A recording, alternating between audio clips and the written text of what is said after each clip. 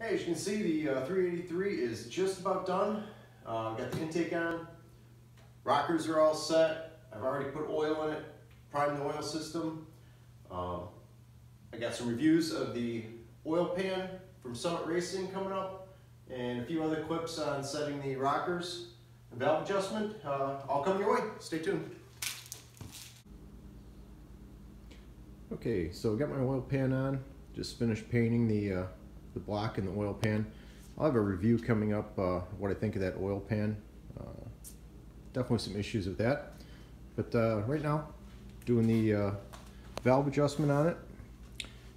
As you can see, I've got the lifters in already. You can see this block is set up. You can have roller lifters. It's got the spots for mounting the the holder that would keep the roller lifters from turning. I've just got flat tappets. Nothing special there. Just put some lube on the bottom, lube the bores before I drop those in.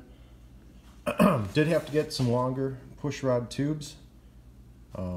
Reason for that being, with different heads, you want to make sure that as that goes through its cycle, that the tip of that roller stays centered on that valve, because you see that's higher than there, so as it pivots it's actually going to come out a bit.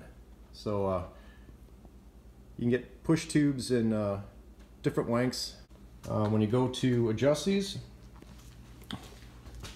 we're going to have each cylinder on top dead center on compression, and with hydraulic lifters we'll run this down till there's 0 lash. You got to play with the push tube. As soon as all the lash is out, you'll add a half turn of preload, and then these have, if you can see down in there, poly locks. You'll crank those down to lock this. They're not like a regular Chevy nut that's self-locking. These actually have the set screw to lock them. So we'll get that done next. Okay, what I do for setting the valve lash in these with hydraulics is you're taking all the lash out, and you can see how easy it turns, and it just barely stops. That's it. You want a half a turn on that now for preload. So what I do, and this is hard with one hand on the camera, I go just shy of a half turn.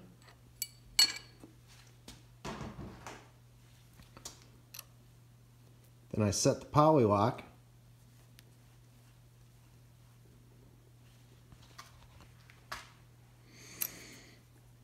Okay, without moving that,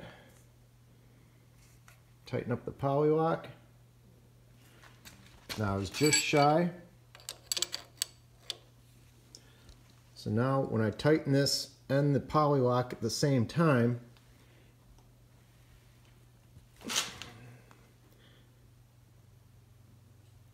like so, that locks it in, and that will not come loose. Hey, getting ready to put the intake manifold on right now. I'm going to be using some Permatex high-tech gasket sealant in the gaskets to hold them in place while I put the manifold on. Be trying to tack that gasket right there up on top, so the gasket and the ports are absolutely even on the top. This is where, if you saw in my previous video, I was a little bit worried with the intake manifold, how high it would come up onto this gasket to hold it in place. That high-tech sealant is going to help hold that. On the front and back China walls, just be using a bead of ultra gray RTV. Not using the cork gaskets. I don't like those. I just run a bead of RTV on there. That's it. We'll be back.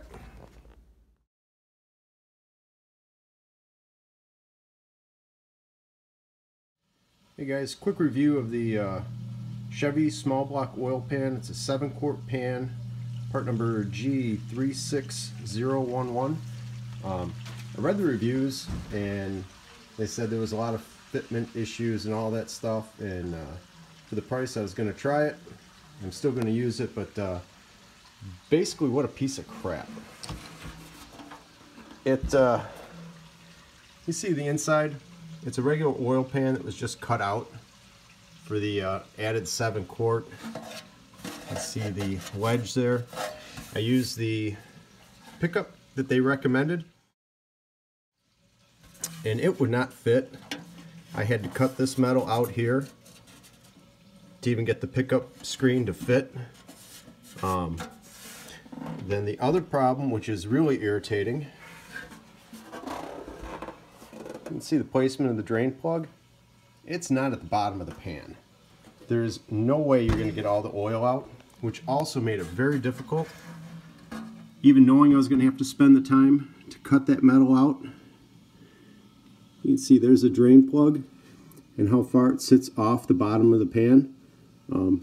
It just makes it a complete pain in the butt to get this thing even clean to use it. Figured saving $100 or so was going to be worth it. I just like to say it's not. Get the better pan.